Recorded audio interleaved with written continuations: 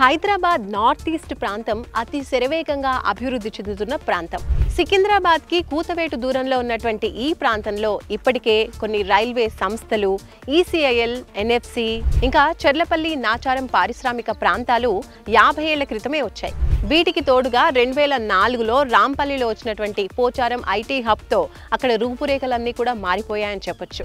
దీనికి అదనంగా ఇటీవలి కాలంలో చర్లపల్లి రైల్వే టెర్మినల్ కూడా ఓపెన్ అయింది. ఇంకా రాయరావుపేట ఇండస్ట్రియల్ కారిడార్ కూడా ఓపెన్ కావడంతో ఈ ప్రాంతం శరవేగంగా అభివృద్ధి చెందుతోంది.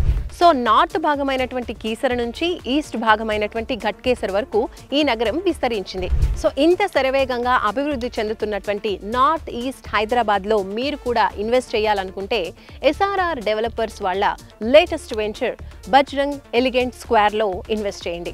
ఈసీఎల్ కుందనపల్లిలో ఉన్నటువంటి ఈ హెచ్ఎండి అప్రూవ్డ్ ప్రాజెక్ట్ లో పెట్టుబడులు పెట్టండి. మీ పెట్టుబడిని డబుల్ చేసుకోండి.